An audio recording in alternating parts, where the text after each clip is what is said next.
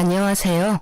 몇 년 후면 60을 바라보는 평범한 50대 여성입니다.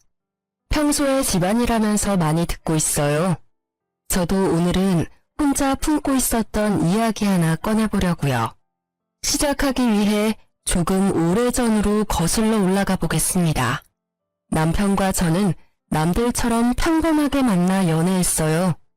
몇 년 만나다가 임신해서 자연스럽게 살림을 합쳤죠. 그런데 이상하게 남편은 연애 때도 자기 부모님 얘기를 별로 안 하더라고요. 제가 알고 있는 건 남편이 외동이며 홀어머니 밑에서 자랐다는 거였죠. 결혼식을 올리기 전 저는 남편을 키워주신 시모에게 인사를 드리고 싶었는데요. 남편은 나름 자신만의 상처가 많은지 질색하며 싫다고 하더군요. 제게 시모는 남이라 생각하고 살자고 말하는 남편에게 저는 도대체 어머니랑 무슨 일이 있었냐고 물었죠. 불화가 심했다며 대충 둘러대는 남편에게 그땐 더 캐물을 수 없었어요. 그래도 당신 어머니께서 혼자 열심히 키워주셨는데 결혼식에는 모시는 게 어때? 그러다 당신 나중에 늙어서 후회할 수도 있어. 만약 어머님이 자기한테 상처 주신 게 있다면 결혼을 계기로 풀 수도 있는 거잖아. 어떻게 생각해? 난 당신 뜻 존중하지만 내가 아무것도 모르는 상태에서 결혼식에 모시지 않는 건 마음에 자꾸 걸려. 나도 모르겠다. 전 그러면 당신이 마음대로 해. 대신 그건 알아둬. 내가 먼저 엄마한테 연락하거나 살갑게 굴 마음 없어. 당신이 괜히 연락했다가 고약한 시모한테 발목 잡혀도 난 몰라. 알겠어. 걱정하지 마. 내가 알아서 해볼게. 저는 남편의 경고에 조금 떨리는 마음으로 시모에게 연락했습니다. 그렇게 한 번도 본 적 없는 어머님은 흔쾌히 제 동네로 오신다고 하셨죠. 카페에는 남편이 말했던 고약한 시모는 온데간데 없고 인자하신 분이 커피를 마시고 계셨어요. 안녕하세요. 전화드렸었던... 어머나 세상에. 참한 목소리만큼이나 얼굴도 예쁘네요. 이렇게 먼저 연락해줘서 고마워요. 어머님은 그대로 자리에서 일어나 저를 꽉 안아주셨어요. 긴 말을 나눠보지 않아도 따뜻하신 분이라는 걸 단번에 알겠더군요. 말씀 감사합니다. 그리고 죄송해요. 그 사람이랑 같이 오려고 했는데 일 때문에 함께 오지 못했어요. 우선 어머님 식사부터 하러 가시겠어요? 괜찮아요. 그런데 어쩌죠? 식사는 내가 시간이 안 돼서 미안해요. 나 또 금방 가봐야 하거든요. 내 아들이 먼저 연락하라고 했을 리는 없고 세희 씨라고 했나요? 정말 고마워요. 덕분에 이렇게나마 아들이 결혼한다는 건 알게 됐네요. 불러준 건 고맙지만 난 혼주석에는 못 앉을 것 같네요. 만약 시간이 된다면 세희 씨 웨딩드레스 입은 모습은 보러 갈게요. 어머님은 눈물을 훔치며 초대해줘서 고맙다고 하셨어요. 제 손을 잡으시곤 한참 우시다가 도장과 함께 통장을 불쑥 내미셨죠. 나한테 뭐 받았다고 내 아들한테는 절대 말하지 말아요. 세희 씨가 정말 도움이 필요할 때 그 돈 써요. 네? 아니에요, 어머님. 저 돈 받으려고 뵙자고 한 거 절대 아닙니다. 나도 알아요. 눈빛만 봐도 세희 씨 그런 사람 아니라는 걸 알겠거든요. 그러니 모르는 척 받아줘요. 내가 딸은 없지만 세희 씨가 꼭 내 딸 같아서 주는 거예요. 하나밖에 없는 아들이란 녀석은 이제 남과 다름없거든요. 어두워지는 시모의 얼굴을 보고 저는 두 모자 갈등의 골이 생각보다 깊다는 걸 깨달았어요. 제가 받은 통장에는 5천만 원이 들어있었습니다. 어머님은 그 후로 결혼식도 불참석하시고 호련히 사라지셨어요. 게다가 헤어질 때 마지막 말씀이 계속 마음에 걸렸습니다. 세희 씨 뱃속에 내 손주 바르게 잘 키워줘요. 내 아들 말고 꼭 세희 씨를 닮은 손주면 좋겠네요. 끝까지 의미심장한 말을 하셨죠. 저는 알 수 없는 찜찜함에 시모 말대로 남편 몰래 통장을 간직했어요. 쓰지도 않고 계속 잘 간직했답니다. 결혼식을 끝내고 배가 불러올수록 시모의 말이 이해가 가더군요. 저는 아이가 제발 남편을 닮지 않길 간절히 바랐습니다. 왜냐고요? 요즘 입덧이 계속 심하네. 아씨, 또야? 밥맛 떨어지게. 넌 어떻게 내가 숟가락만 들면 토하는 신용이냐? 방금 뭐라고 했어? 배가 점점 불러오자 저는 입덧을 매우 심하게 했어요. 남편은 그런 저를 노려보며 신경질을 부리더군요. 네가 입덧할 때마다 엄청 비위상한다고. 아니 그럴 기미가 보이면 화장실 가는 신용이라도 하던가. 뻔뻔하게 왜 사람 밥 먹을 때마다 덩달아 구역질나게 하는 거야? 제발 나 밥 좀 편하게 먹자. 지금 내가 잘못 들은 거 아니지? 당신 그게 임신한 부인한테 할 소리야? 잘못 들은 거 아니야. 안 되겠다. 너 앞으로 밥 따로 먹어. 나 밥 다 먹고 난 뒤에 먹던가. 요즘 내 얼굴 수척한 거 안 보이냐? 밤에는 남편 잠도 못 자게 쉼없이 뒤척거리고 매번 밥 먹을 때마다 헛구역질이나 하고 너 때문에 무진장 스트레스 받는다고. 네가 임신했다고 이렇게 진상 부릴 줄 알았으면 애도 안 가졌어. 너 말 다 했어? 네가 나만큼 스트레스 받고 나만큼 힘들어? 난 임신한 후로 온몸이 쑤시고 내 몸이 내 몸 같지 않다고. 내 입덧 때문에 당신 밥맛 없으니까 밥을 따로 먹으라고? 서럽다 정말. 어떻게 그딴 식으로 말할 수가 있어? 삼계탕도 밖에서 사 먹으라니까 돈 아깝다고 집에서 해달라며. 닭냄새 겨우 참고 요리한 사람한테 뭐가 어째? 뱃속에 아이 들을까봐 겁나니까 말 좀 가려서 해. 여자라면 다 하는 임신이 대수냐? 애 가진 게 뭐 그렇게 벼슬이라고. 그땐 임신 후 몸의 변화도 힘들었지만 결혼하고 변한 남편의 행동들이 저를 더 아프게 했네요. 입덧이 정말 심할 때는 과일만 먹을 수 있었는데요.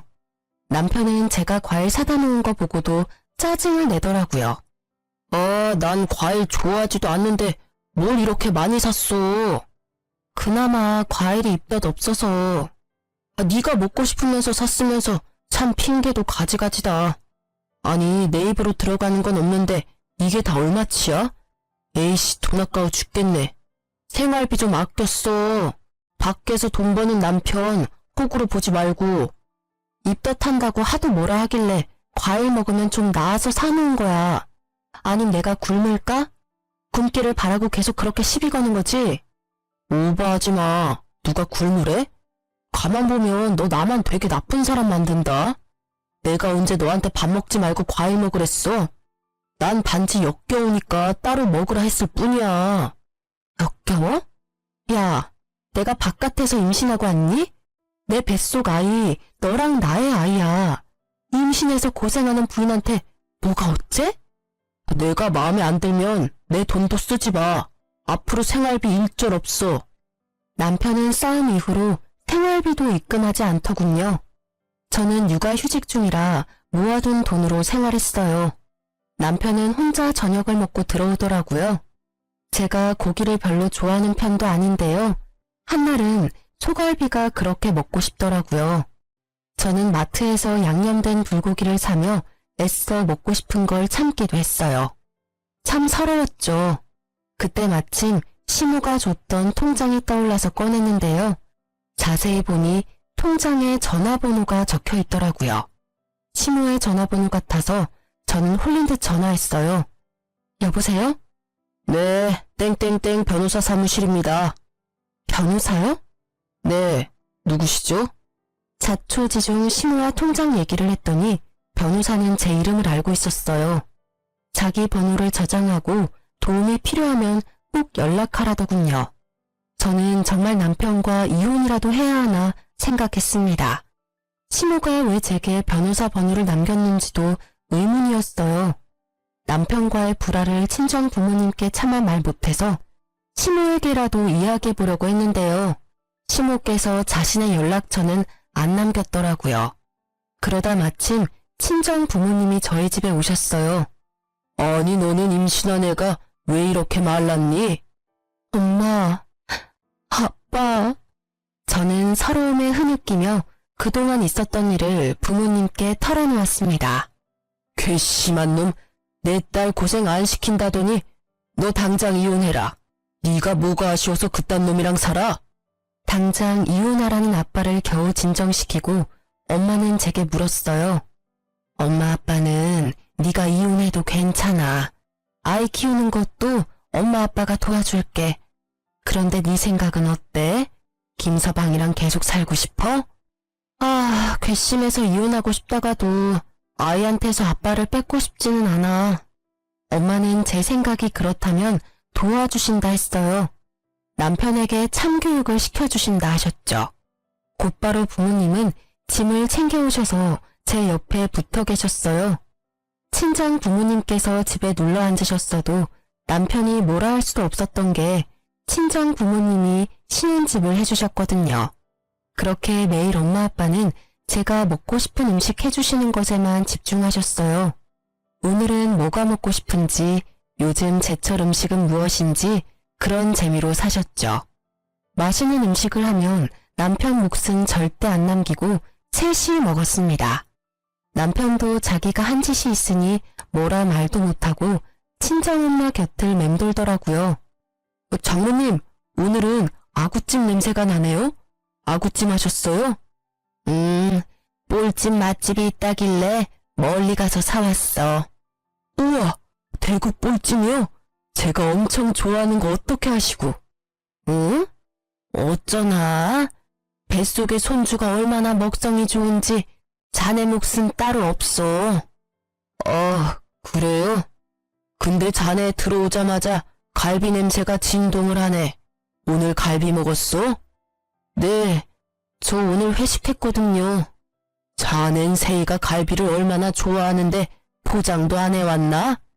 그게 한다는 게 부장님이 하도 진상을 부리셔서 깜빡했지 뭐예요? 아직 젊은데 배가 왜 이렇게 나온 거야? 관리를 좀 해야겠다. 어째 임산부인 내 딸보다 배가 나온 것 같다? 그러게 말이에요. 아니 임신은 김서방이 했어? 남들이 보면 욕해. 우리 세이는 임신한 티도 안 나게 말랐는데 말이야. 제가 요즘 야근이 많아서 야식을 좀 먹었더니 배가 좀 나왔네요. 그리고 김서방, 아무리 회사 일 바쁘다지만 주말에는 집안일 거들어야지. 애 태어나고 나면 일이 더 많을 텐데 어떻게 그렇게 무심해? 지금부터 미리미리 나한테 살림 배워. 친정엄마께서는 남편이 쉬는 날이면 설거지는 물론이고 빨래, 청소까지 남편을 쉬지 못하게 부려먹었어요. 물론 그러면서도 절대 겸상은 안 했죠. 밥은 김서방이 알아서 해먹어. 다 늙은 우리는 세이 챙기기도 힘들어. 네? 알겠습니다. 엄마 아빠께서는 매일 눈에 쌍심지를 켜고 남편의 행동을 지켜보셨죠. 그리고 주말이면 저를 데리고 나가서 보양식을 먹이셨어요. 부모님의 노력 덕에 저는 진짜 임산부처럼 오동통하게 살이 올랐죠. 제 아들이 참 효자인 게 입덧도 시간이 지나니 싹 사라졌거든요. 그렇게 시간이 흘러 남편의 생일날이 됐어요. 남편은 혼자 술에 취해 들어와서 꼬장을 제대로 부리더군요. 장인어른, 장모님, 정말 너무하십니다. 저도 이제 한가족이라고요. 어떻게 맛있는 거 먹을 때만 항상 저를 배척하세요? 심지어 오늘은 저 생일이란 말이에요. 또 저만 빼고 고깃집 가셨죠? 왜 저 구박하세요? 사위는 안 불쌍해요? 엄마께서는 차가운 물을 떠오셔서 남편 얼굴에 그대로 뿌리며 말하셨어요. 차가워. 어때? 찬물 세례받으니 이제 술이 좀 깨는가? 어디 어른들 앞에서 술 마시고 꼬장을 부려? 아니 자네가 내 딸에게 한 짓이 있는데 어떻게 우리가 곱게 보겠나? 네? 이미 다 들었네. 세이한테 생활비도 안 주고 먹는 거 가지고 구박하고 먹는 걸로 서럽게 하는 게 어떤 건지 이제야 좀 알겠나? 세상에 부인이 입덧하는데 먹고 싶은 음식 구해주지는 못할 망정 밥을 따로 먹으라니 역겹다니 그딴 말을 해대? 게다가 생활비도 안 줘? 참나, 더 말할 필요도 없네. 이혼 도장 찍을 준비하게나. 우리가 사준 이 집에서도 당장 짐 챙겨서 나가고. 장인어른, 장모님, 제가 잘못했습니다. 제가 죽을 죄를 지었어요. 회사 일이 너무 힘들고 스트레스 받아서 잠시 정신 나갔었습니다. 아시잖아요. 제게 가족이라고는 세이랑 장인어른, 장모님 뿐입니다. 제가 갈 데가 어디 있어요. 앞으로 잘할 테니 저 한 번만 봐주세요. 여보, 내가 정말 미안해. 내가 정말 돌았었나 봐. 제발 용서해주라. 응? 남편은 울면서 친정 부모님과 저에게 빌었어요. 무릎 꿇고 싹싹 비는데 저도 눈물이 터지더군요. 왜 내게 그렇게 못나게 굴었을까 생각하다가도 짠하기도 하더군요. 친정 부모님께서는 이번이 처음이자 마지막 기회라고 말씀하셨어요. 한 번만 더 딸 눈에 눈물 나는 일이 생기면 얄짤 없다고요. 그러자 남편은 행동이 180도 바뀌더군요. 제가 입덧하면 쪼르르 달려와서 괜찮냐고 하고요. 자기 입으로 들어가는 것보다 제 입으로 들어가는 걸 우선시하더군요. 그동안 주지 않았던 생활비도 한꺼번에 입금받았고 그 뒤로는 매달 생활비 꼬박꼬박 잘 입금하더라고요. 이혼 위기는 그때 딱 한 번이었습니다. 사람들은 바보같이 왜 봐주냐고 할지 몰라도요. 이후로 뭐 큰일 없이 남편과 불화 없이 꽤 잘 살아왔다고 자부해요. 그런데 남편은 또 나이가 들자 더 큰 상처를 제게 돌려주더군요. 애초에 사람은 쉽게 안 바뀌고 악한 게 남편의 숨길 수 없는 본성이었을까요? 저는 40대에 갑상선암 수술을 했어요. 초기에 운 좋게 발견해서 그나마 다행이었죠. 그날은 처음으로 정기검진을 하러 가는 날이었는데요. 시간이 지나도 그날이 잊혀지지 않네요. 당신 내일 검진 혼자 가. 같이 가주는 거 아니었어?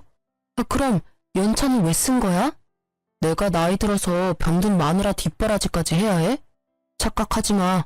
약속 있어서 연차 쓴 거니까. 뭐? 병들었다니 어떻게 그딴 식으로 말해? 그래도 첫 정기검진인데 연차까지 썼다니까 난 당연히 같이 가주는 줄 알았지. 친정 부모님이 일찍 돌아가시고 제 보호자는 이제 남편이었거든요. 남편이 제게 남처럼 구니까 참 속상했어요. 그러고는 정말 저와 남이 되려고 하더군요. 이혼해. 뭐? 조금 다퉜다고 이혼 이야기를 꺼내는 남편을 보고 저는 허탈한 얼굴로 되물었죠. 아니, 이혼이라니. 갑자기 무슨 뚱딴지 같은 소리야? 이제 재영이도 다 컸고 나 너네 뒷바라지 할 만큼 다 했잖아. 남은 인생은 좀 편하게 쉬고 싶어. 나도 온전한 내 인생 살고 싶다. 황혼 이혼 다들 하잖아. 이혼하자. 여보, 왜 그래? 우리가 그렇게 나이 많이 먹은 것도 아니고 이제야 40 중반 바라보잖아. 근데 황혼 이혼이라니.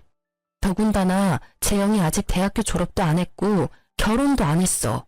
당신 이혼 소리 나올 만큼 내가 힘들게 했던 거야? 아님 정말 내가 아팠던 것 때문에 나 버리려는 거야? 그것도 아니라면 혹시 나 몰래 바람이라도 났니? 바람 같은 소리 하네. 근데 솔직히 바람 피고 싶었어. 당신 매력 없어진 지 오래거든. 나도 남자야. 퇴근하고 집에 오면 웬 낯선 아줌마가 나를 반기는데 좋겠어? 너 아직 40대면서 자기 관리를 그렇게 못하면 어떡해? 5년 뒤 10년 뒤에는 너 어떤 모습이겠니? 정말 기대도 안 된다. 게다가 살도 적당히 쪄야 볼륨감 있는데 당신은 아픈 후로 계속 볼품없이 말라가잖아. 나이가 들어도 자기 관리 잘하는 여자들이 얼마나 많은데 네가 병들었어도 예쁜 구석이 있으면 내가 이혼하자 하겠어? 지금 말 다 했어? 난 재영이 키우면서 당신 뒷바라지 누구보다 열심히 했어. 전망했던 회사까지 관두면서 가족들 케어했다고. 그렇게 평생 살았는데 뭐가 어쩌고 저째? 됐고 나 이번 달부터 생활비랑 학비 안 보낼 거니까 빨리 일 구해. 여보, 재영이 아직 의사 면허도 안 땄어. 나보고 뭐 어떡하라고.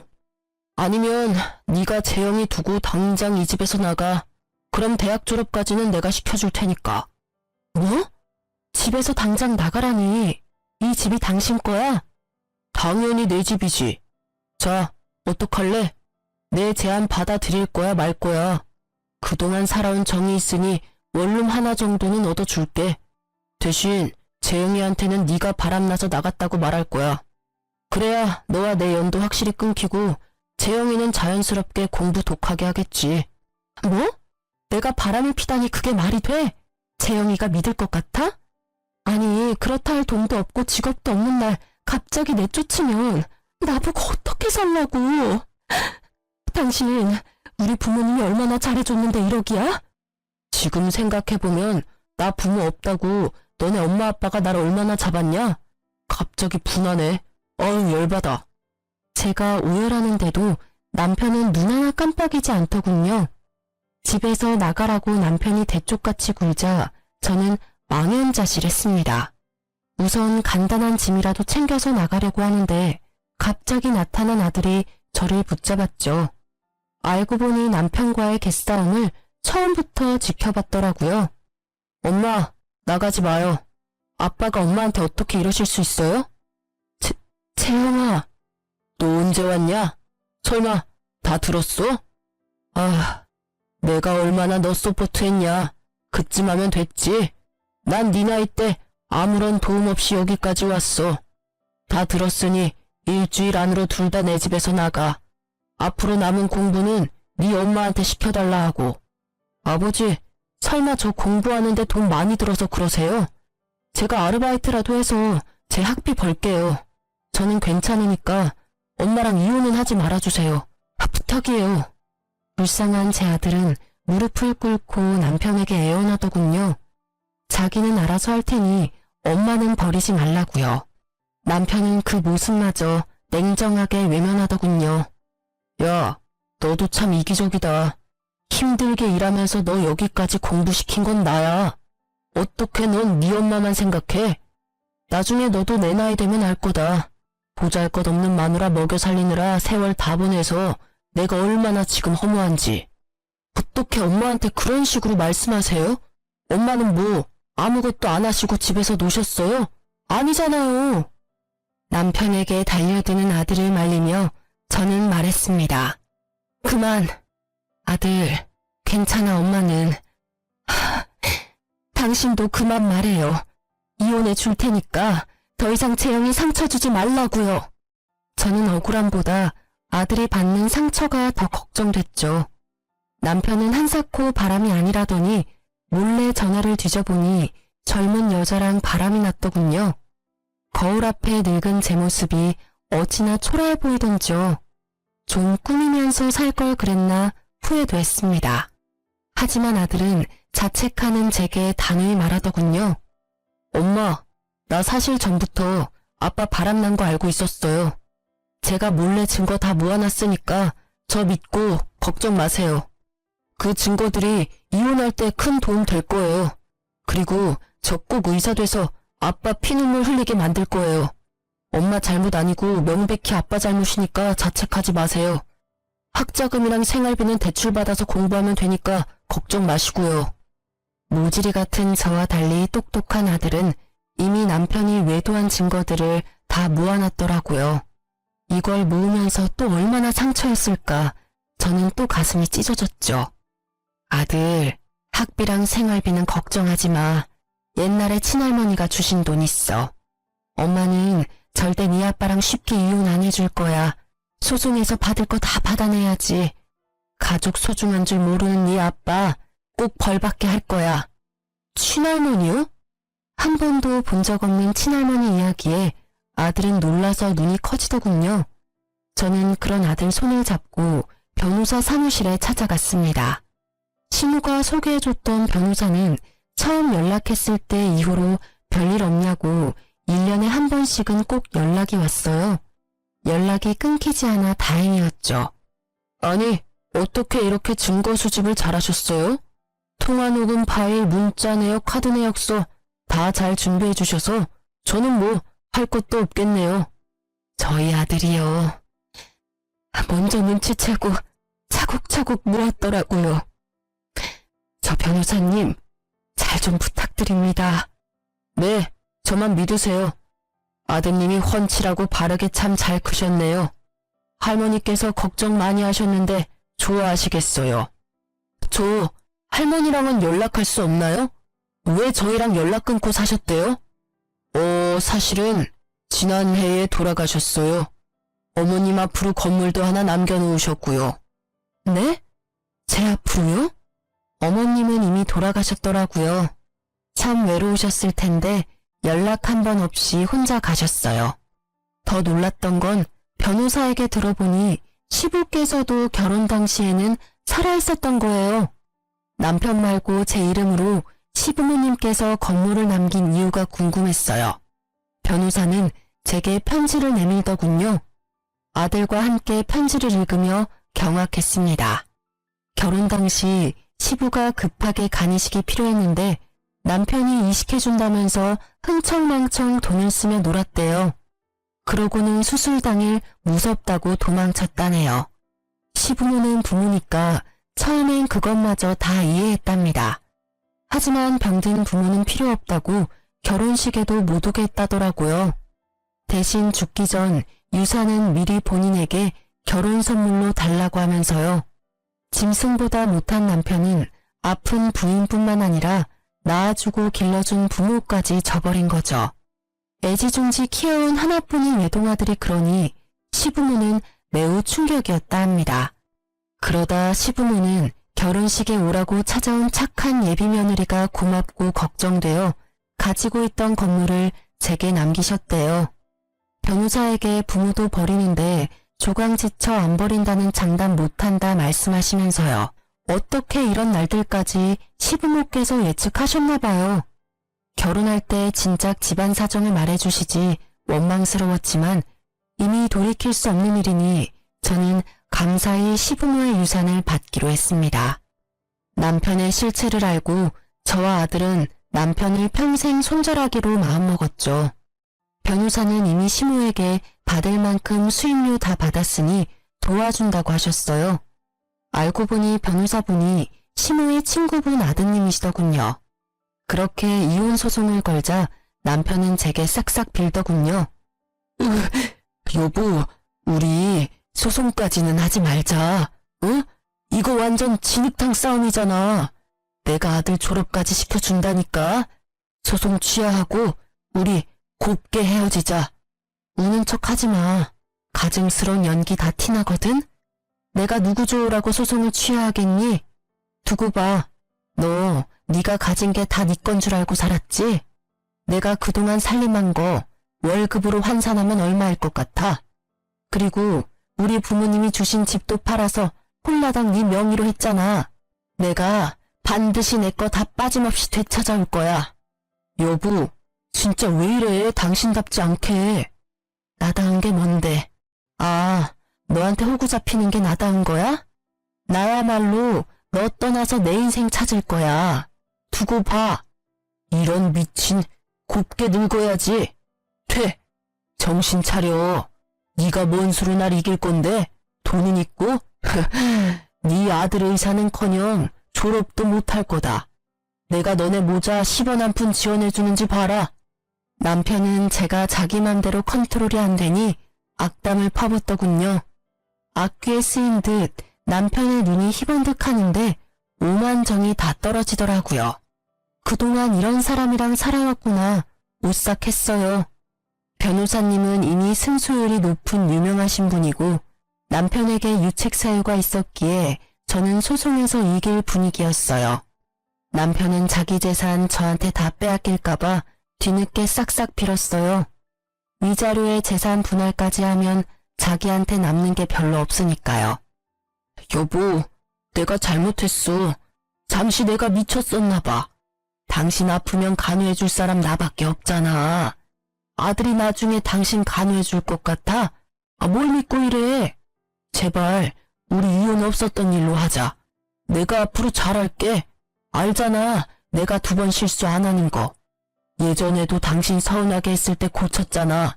지금도 고칠 수 있어, 어? 어림없는 소리 하지 마. 내가 말했지? 내 거 다 찾아올 거라고. 가진 거 다 뺏겨도 그 여자가 널 받아줄까? 여보, 제발.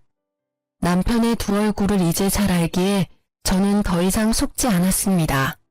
다행히 전 집도 되찾고 재산 분할도 했으며 위자료도 받았죠. 더 이상 남편과 산 집에서 살기 싫어서 되팔았어요. 시부모가 주신 건물도 팔아서 아들과 함께 새 아파트로 이사했죠. 하지만 전 남편은 얄밉게도 저와 헤어지자마자 상간녀랑 합쳤더라고요. 아들은 아직 아빠가 벌을 덜 받은 것 같다고 울분을 토했죠. 저는 아들을 달래며 우리가 잘 사는 게 복수라고 말했어요. 하지만 하늘의 뜻인지 곧 남편에게 제대로 복수할 기회가 찾아왔습니다. 여보세요? 여보. 여보라니? 당신이야? 이혼한 지 언젠데 날 그렇게 불러. 너 재혼까지 했다며. 미안하다. 입에 붙어버려서. 세희야. 내 이름 부르지 마. 소름 돋으니까. 전화번호 바꿔야겠다. 내 번호 아직도 아닌 줄 몰랐네. 잠깐만. 세희야. 내 말 좀 들어줘. 나 재영이 좀 만날 수 있을까? 뭐? 네가 뭔데 내 아들을 만나? 내 아들이기도 하잖아. 웃기네. 조강지처랑 아들 버리고 간 게 누군데? 내가 다 잘못했어. 그런데 나 얼마 못 살아. 재영이 내 하나뿐인 아들 얼굴은 보고 가야지 않겠어? 뭐? 또 무슨 개수작이야. 죽는다고? 들어본 적 없는 전 남편의 떨리는 목소리에 저는 뭔가 직감했어요. 나 가남이야. 죽기 전 소원이야. 제발 재영이 한 번만 만나게 해줘. 내 연락은 죽어도 안 받더라. 보고 싶어서 학교 찾아갔는데 만나주지 않아서 얼굴도 못 봤어. 당신이 가남이라고? 그동안 지은 죄에 벌 받는 거야. 그리고 어디라고 학교를 네가 찾아가. 소리 소문 없이 죽지 그랬어. 다신 멋대로 재영이 찾아갈 생각하지 마. 안 찾아갈 테니까 재영이한테 한 번만 내 얘기해줘. 부탁이야. 저는 고민됐어요. 찢어 죽이고 싶은 전 남편이지만 막상 죽음이라는 단어 앞에 판단이 잘 서지 않더군요. 너 무슨 속셈인지는 모르겠지만 혹여나 내 아들한테 상처 줄 생각하지 마. 그랬다가는 내가 가만 안 둬. 재영이 위해서 말은 해보겠지만 다 재영이 뜻대로 할 거니까 기대하지 마. 고마워. 정말 고마워, 세희야. 저는 아들 눈치를 보면서 전 남편의 상태를 조심스레 말했어요. 그랬더니 아들이 엄마, 내가 해결할게. 새엄마한테 인사도 할 겸. 하고 웃었죠. 저는 아들이 다 계획이 있을 거라 믿고 보냈습니다. 지금부터는 전 남편 집에 갔다 온 아들한테 들은 그대로만 말씀드릴게요. 아들이 도착하니 전 남편과 상간녀는 낡은 빌라에 살고 있더랍니다. 전 남편 얼굴은 황토색처럼 누렇게 떠 있었대요. 상간녀가 울면서 하는 말이요. 만나러 와줘서 너무 고마워요. 재영 씨라고 불러도 되죠? 아빠가 많이 아파요. 의대생이라면서요. 우리보다 잘할 거 아니에요. 우리 자기가 매일 이렇게 죽어가고 있는데 재영 씨가 좀 도와주면 안 될까요? 새엄마는 검사 안 해봤어요? 이식을 못하는 거예요? 아님 해주기 싫은 거예요? 무슨 소리예요. 저야말로 누구보다 이 사람한테 간이식 해주고 싶어요. 다행히 저도 일치하는데 기왕이면 아들한테 받고 싶다잖아요. 본인이 원하는데 저보다는 아들이 해주는 게 낫죠. 게다가 저보다 건강하시고 또 같은 핏줄이잖아요. 정말 이대로 아버지 외면할 거예요? 나랑 엄마 버리고 가더니 벌 제대로 받으셨네요. 이제 와서 젊은 내 간이 탐나요, 아버지? 그러자 상간녀를 앞세워 아픈 척하던 남편은 아들의 바짓가랑이를 잡고 오열하더래요. 재영아, 아버지 정말 살고 싶어. 나 새삼 살게. 응? 제발 아빠 좀 살려주라. 하나뿐인 우리 아들. 전 남편은 자기 살고 싶다고 추하게 눈물 콧물 짜며 간이식 해달라고 아들 바짓가랑이를 붙잡고 늘어졌답니다. 새엄마가 해준다잖아요. 왜 옆에 떡하니 간 줄 사람 있으면서 날 불러요? 내 간이 그렇게 탔나요? 과연 반대 상황이었다면 아버지가 해주셨을까요? 제가 간암이라 아버지 간 필요했으면 제가 아버지 간 받을 수 있었을까요? 만약 그랬다면 당연히 나는 널 위해 내 간 통째로 줬을 거야. 정말요? 내가 어떻게 하면 간이식 해줄래? 응? 돈이 필요하냐? 아빠, 돈이 있긴 있어요. 앞으로 치료비는 네 엄마가 들어놓은 보험이 있으니까 그걸로 하면 돼. 퇴직금 받은 건 너 줄게. 풍족하지는 않지만 조금이나마 너한테 보탬은 될 수 있어. 그리고 저도 이제 일 시작할 거예요. 이제 제가 이 사람 곁에 평생 있을 거니까요. 우와, 평생을요? 아니, 병든 사람은 지금 버리고 도망가야죠. 아버지 사망보험금 많이 들어놨나 봐요? 새엄마가 쉽게 안 떠나는 거 보니까요. 그런 거 아니거든요. 저 이 사람 정말 사랑해요. 두 분 다 돈은 됐고요. 일단 어머니께 가서 허락을 좀 맡아야겠어요. 저 대신 아빠랑 새엄마가요. 제가요? 사모님이 저 보면 더 싫어하실 것 같은데요. 우리가 가면 네 엄마가 거품 물 텐데.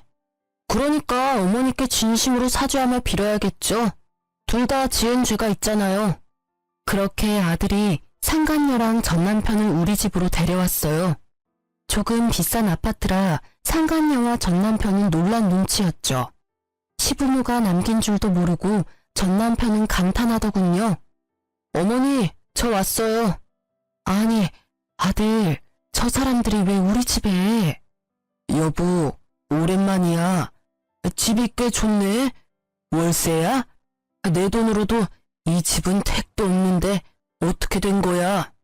아버지, 자가예요. 어머니 명의로 된 자가요. 아니, 누가 여보야? 네 여보는 지금 네 옆에 있는 저 상간녀 아니야? 상간녀는 열받았는지 얼굴에 열이 확 올랐더군요. 말씀이 지나치시네요. 저희 커플 이제 엄연히 부부 사이거든요. 커플? 부부? 웃기고 있다. 넌 조용히 있어. 전 남편은 상간녀에게 소리를 꽥 지르고는 제게 나긋나긋 말했어요. 예전 버릇 난 못 주더군요. 혹시 나 몰래 장인어른이랑 장모님이 당신에게 뭐 남긴 거 있어? 왜? 새 아파트 보니까 군침 도냐? 됐고 여기가 어디라고 감히 니네가 들어와. 시부모가 남긴 재산인 줄 꿈에도 모르고 전 남편은 아파트를 보고 군침을 흘리더군요. 재영이가 부른 거야. 당신 허락 필요하다고. 허락? 무슨 허락? 나 간이식 미쳤어? 어디 내 귀한 아들 간을 빼가려고 해. 네가 인간이야? 저는 전 남편 머리채를 쥐고 마구 흔들었죠. 그러자 상간녀가 저를 말리면서 울부짖었어요. 우리 자기 건드리지 마요. 아픈 사람한테 이게 뭐 하는 거예요? 뭐? 맞을 짓 하니까 그렇지. 그럼 네가 대신 맞을래? 상간녀 머리채를 쥐고 그대로 바닥으로 내리꽂았죠. 무슨 아줌마가 이렇게 무식하게 힘이 세? 상간녀는 한 대 맞고 열받았는지 씩씩거리고 전 남편은 무릎을 꿇더라고요. 세희야, 나 살고 싶다. 너가 허락해주면 재영이가 나 간이식 해준대. 허락해주라, 어? 뭐? 절대 안 돼. 그러자 상간녀도 분위기를 파악했는지 전 남편 따라 무릎 꿇더군요. 경솔하게 행동해서 죄송해요. 이 사람 간이식 아드님이 해주신대요. 사모님이 허락해 주신다면요. 제발 허락해 주세요. 저 이 사람 없으면 못 살아요. 갑자기 무릎 꿇고 싹싹 비는 상간녀와 전 남편을 보고 저는 기가 찼어요. 뭐? 이런 미친 것들이 지금 뭐라는 거야? 엄마, 잠시만요. 저 믿으세요. 제가 설마 해주겠어요? 아들의 귓속말에 저는 고개를 끄덕이며 너가 하고 싶은 대로 하라고 했죠. 아들은 상간녀에게 보란 듯이 말하더군요. 난 엄마 아빠가 재결합하는 게 소원이에요. 그럼 아빠한테 제 간 떼드릴 수 있어요. 뭐라고? 절대 안 돼. 우리가 어떻게 한 몸이 됐는데. 여보, 우리 집으로 돌아가요. 내가 간이식 해준다고요. 너 네 엄마 닮아서 아주 영악하구나. 그래서 나 여기까지 데리고 온 거야? 넌 좀 빠져있어. 조용히 하라고. 상간녀가 그럴 수 없다고 펄쩍펄쩍 뛰자 전 남편은 정신사납다고 상간녀의 뺨을 내리치더군요. 그리고는 조용히 하라고 경고했어요. 저는 그 모습에 웃음이 터졌죠. 여전하구나. 부인한테 막대하는 거. 어때요? 아프더니 저 인간 나 때보다 더 심해졌네. 난 그래도 맞은 적은 없거든요. 나 이까지 뺨 한 대 맞았다고 달라지는 거 없거든요? 신경 꺼요. 상간녀는 울먹거리고 재혼한 전 남편은 이혼하라는 아들의 말에 눈을 감고 생각하더군요. 아버지, 어떡하실 거예요? 새엄마랑 계속 살 거예요? 저희한테 돌아오실 거예요? 상간녀는 자신감에 차서 콧방귀를 끼더라고요. 우리 오빠가 다시 돌아갈 것 같아요? 우린 정말 진심으로 서로 사랑하고 있다고요. 더 이상 갈라놓으려고 하지 말고 간이식 안 해줄 거면 우리 오빠 희망 고문하지 말아요. 우린 흔한 불륜 따위가 아니라고요. 상간녀 혼자 드라마를 찍자 아들은 상간녀와 남편을 내쫓았어요. 이혼하고 다시 오세요. 그럼 아버지 부탁 받아드릴게요. 자기 아들 처음부터 간줄 생각도 없었으면서 괜히 우리한테 저러는 거예요. 우리 빨리 가요. 내가 이식해 줄 테니까요. 이게 뭐 하는 짓이에요? 저는 그 둘에게 아깝지만 소금을 왕창 뿌려댔어요. 꽤 아팠을 거예요. 굵은 소금이었거든요. 재수 옴부투니까 썩 꺼져. 그러고는 저는 아들에게 무슨 생각이냐고 물었죠. 아들, 엄마는 무서워. 너 도대체 무슨 계획인 거야? 엄마는 저 인간이랑 합칠 생각 추호도 없단다. 엄마, 그럴 일 없을 거니까 안심하세요. 난 저런 사람 아들인 게 정말 너무 창피해. 전부 되돌려줄 거예요. 엄마한테 상처 준 것도 할머니 할아버지한테 상처 드린 것도 잘못한 사람이 직접 다 갚아야죠. 엄마는 신경 쓰지 마요. 제가 다 알아서 할게요. 저는 똑똑하고 야무진 아들의 의견을 전적으로 믿기로 했습니다. 그리고 얼마 안가 정말 전 남편은 상간녀와 이혼하고 찾아왔습니다. 정말 30대인 상간녀의 간보다 염치도 없는지 20대인 아들 간이 더 탐났나 봐요. 여보, 아들, 나 이혼하고 왔어. 글쎄 그 못된 게 이혼이라고 떨어지자마자 집안에 내 물건 하나도 못 가져가게 해서 빈털터리로 나왔지 뭐야. 전 남편은 전보다 더 심해진 몰골이었어요. 무슨 자신감으로 빈몸으로 찾아온 건지 저는 속으로 놀랐죠. 그리고 뒤이어 상간녀까지 쫓아왔더라고요. 내 남편 내놔 이 쓰레기들아. 아니 오빠, 설마 했는데 진짜 여기로 온 거야? 나 버리고 여기서 잘 살 수 있을 것 같아? 저 사람들이 오빠 대접이나 해줄 것 같냐고. 마지막 기회야. 지금이라도 나한테 돌아와, 응? 오빠 나 진심으로 사랑하잖아. 쓰레기는 너지. 어디서 남의 집에 쳐들어와서 행패야? 그리고 애초에 내 남편이었잖아. 내 남편이 제자리에 되돌아온 걸 네가 뭔 자격으로 말을 못해? 제 옷을 붙잡고 늘어지는 상간녀를 보던 아들은 아버지, 보고만 계실 거예요? 전 남편은 저와 아들의 눈치를 보다가 현관까지 쫓아들어온 상간녀에게 침을 뱉더군요. 돼! 너 때문에 내가 되는 일이 하나도 없어. 너만 안 만났으면 여우 같은 것 남의 가정 파탄 내놓고 여기가 어디라고 와? 오빠! 신고하기 전에 당장 꺼져! 오빠, 정말 왜 그래? 상간녀는 아랑곳하지 않고 전 남편의 바지가랑이를 잡고 늘어졌어요. 그러자 전 남편이 현관에 꽂혀있던 화병의 장미꽃을 빼들고 상간녀의 얼굴을 사정없이 후려쳤죠. 꺼져! 꺼지라고 제발! 탱탱한 네 피부, 몸매, 그게 언제까지 갈 것 같아? 한순간이야. 내가 널 사랑해? 웃기지 마. 난 네 몸 때문에 만난 것뿐이라고. 상간녀는 눈물이 범벅되어 보기 좋게 얼굴이 일그러지더라고요. 당신 아들이 정말 이대로 순순히 간이식해줄 것 같아? 난 진심으로 사랑해서 진짜 당신한테 간이식해줄 수 있었다고. 날 버린 이 순간 평생 후회할 거야. 아들과 제가 한심하게 쳐다보자 전 남편은 머뭇거리다 상간녀 머리채를 질질 끌고 현관 밖으로 내동댕이 치더군요. 그러고 전 남편은 후련한 얼굴로 다시 집 안으로 들어왔어요. 그 모습을 보는데 통쾌하면서도 전 남편이 악마 같았어요. 어쩌면 이혼을 하지 않았다면 언젠가는 나도 저 손에 맞았을까 싶기도 했고요. 정말 질기지? 내가 어쩌다 저런 거랑 엮어서는 여기가 어디라고 찾아온 건지 원. 당신이야말로 여기가 어디라고 기어들어와? 뭐? 여보 왜 그래?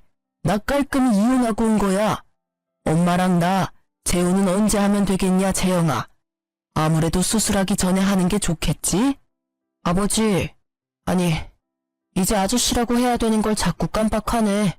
아저씨, 이제 아저씨도 그만 돌아가 주세요. 뭐라고 재영아? 아저씨라니. 신고하기 전에 우리 집에서 나가라고요. 너가 오라고 했잖아. 내가 갈 곳이 어딨어? 전 남편이 소리 지르자 아들은 전 남편에게 고시텔 방키를 던졌어요. 거기 적힌 고시텔로 가면 돼요. 아저씨가 지낼 곳은 거기가 딱 적당하잖아요? 저 혼자 면허시험 준비할 때 공부하던 고시원인데 아저씨도 거기서 인생을 좀 되돌아보세요. 지은 죄가 많잖아요. 말이 다르잖아. 이혼하고 왔잖아. 아니 내가 몸이 안 좋은데 어떻게 고시원에서 지내? 역정을 내는 전 남편에게 아들은 희미하게 웃으며 말했죠. 간이식은 이제 필요 없으신가 봐요? 거기 가 계시라고요. 전 남편은 눈에 핏발이 섰는데 아무 말도 못하고 고시원으로 떠났어요. 아들은 고시원도 한 달치 월세만 냈어요. 월세 문제로 전화온 전 남편에게 아들은 직접 일해서 내라고 말했죠.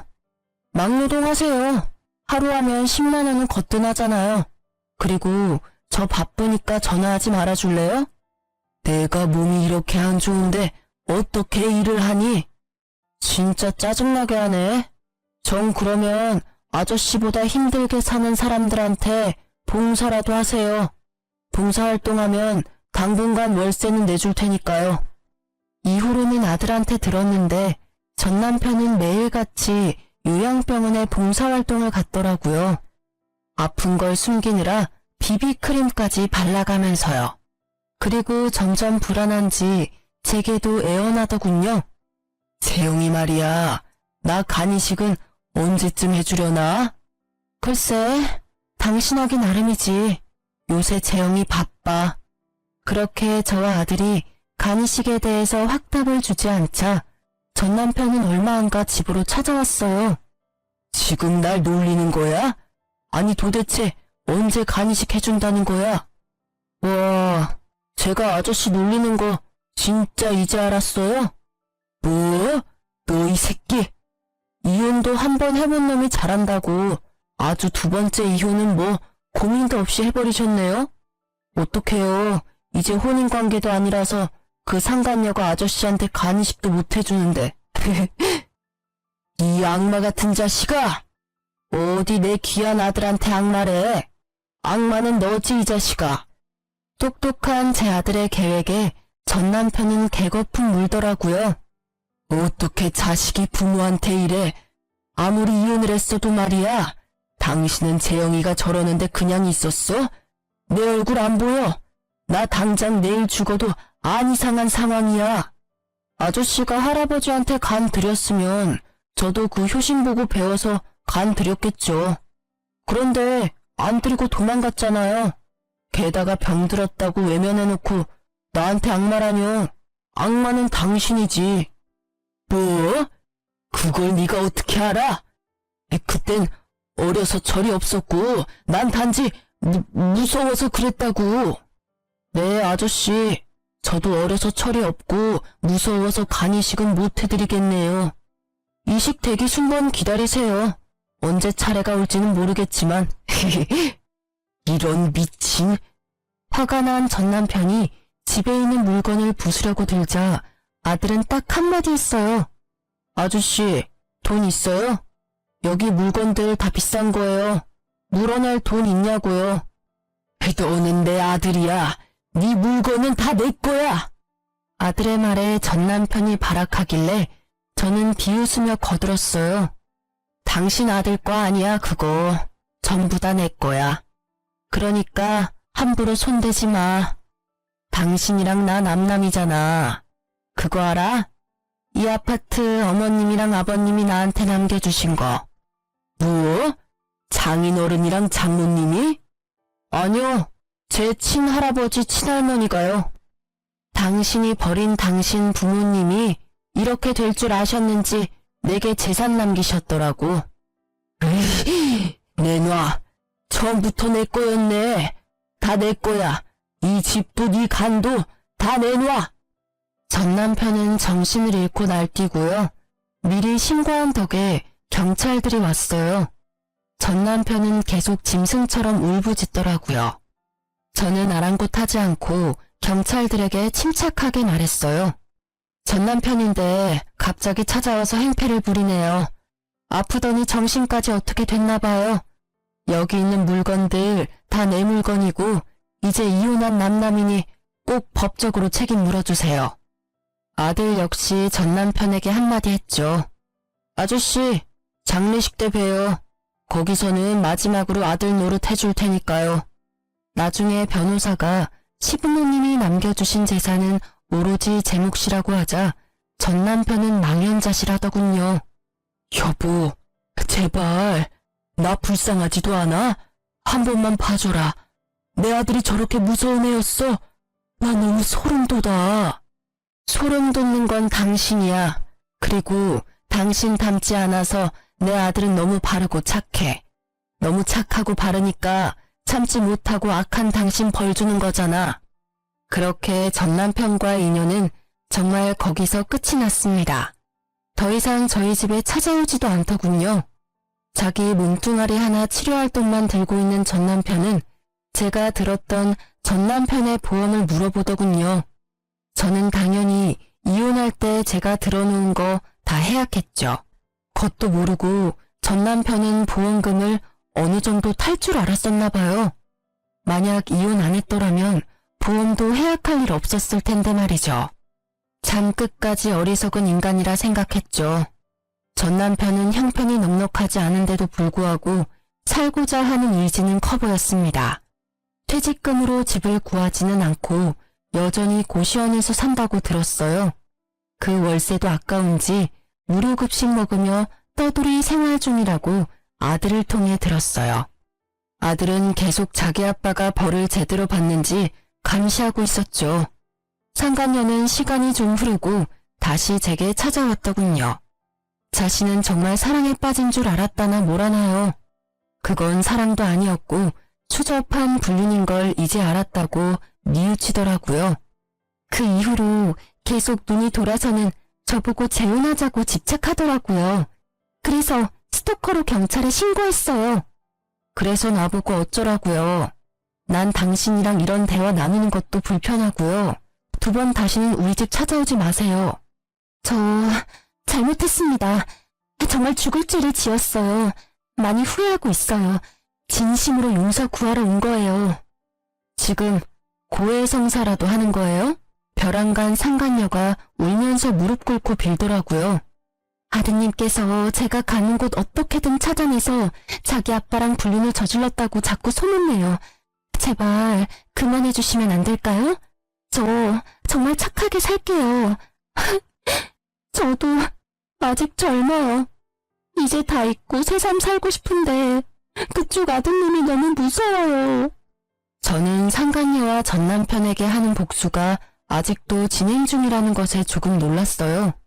하지만 티를 내지 않고 상간녀에게 따끔하게 말했어요. 남의 눈에 눈물 흘리게 한 대가 아니겠어요? 그 정도로 엄살 떨지 마세요.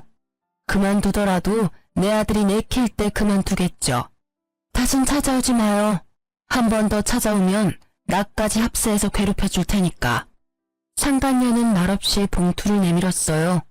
백화점 상품권 10만원권이 20장이 들어있더군요. 약소하지만 받아주세요. 아니 이딴 걸 내가 받겠어요? 상품권을 꺼내 상간녀 얼굴에 뿌리자 상간녀는 고개를 못 들더군요. 떨어진 상품권들을 주워서 다시 봉투에 넣고 그 자리에 두고 뛰쳐나가더라고요. 저는 아들에게 상간녀가 찾아왔었다고 말했어요. 뭐? 엄마 미안해.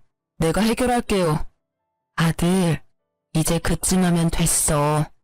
이제 아빠 관련 일은 손 뗐으면 좋겠다. 미워하고 벌 주는 건 이제 그만하자. 이제 하늘에게 맡기자. 응? 넌 이제 사람들 살리는 일에 힘써야 해. 엄마는 네가 이런 가치 없는 일에 네 시간, 에너지 그만 쏟았으면 좋겠어. 엄마는 지금도 충분해. 너무 통쾌해. 그러자 아들 울면서 말했죠. 엄마, 정말 괜찮아요? 난 아직도 아빠, 아니 그 인간 죽이고 싶을 만큼 미워요. 엄마는 괜찮으니까 이제 그 마음 지우고 우리 삶 살자. 응? 그날 아들과 저는 부둥켜 안고 많이 울었습니다. 시간이 흘러 지금은 제 아들 어엿한 의사예요. 아직 인턴이지만 전 남편과 달리 정 많고 효심 깊고 봉사정신 투철한 의사죠. 이제 아들도 졸업하고 인턴 생활하고 저도 일주일에 한 번은 봉사활동하며 지내고 있습니다. 그 외의 나머지 시간은 온전히 저를 위해 보내고 있어요. 아들한테는 괜찮다고 했지만 불쑥불쑥 남편에 대한 미움과 원망이 올라올 때가 있거든요. 한이라는 게 정말 무섭죠. 밥 한 끼 대접한 적 없던 시부모님께서 아들과 저를 살렸어요. 그 은혜에 보답하기 위해 잘 살려고 노력하고 있습니다. 전 남편은 부모에게 지은 죄로 천벌을 받는 거라 생각합니다. 오늘 내일 하고 있거든요. 간 이식자가 나타나면 새로운 삶을 사는 기회인 것이고 안 나타난다면 그게 하늘의 뜻이라 생각합니다. 여러분, 착하게 살아야 복이 와요. 누구든 남에게 상처 주는 삶을 살지 말아야 합니다. 앞으로 저도 남은 삶 은혜 베풀며 살게요. 긴 사연 들어주셔서 감사하고요. 모두 행복하세요.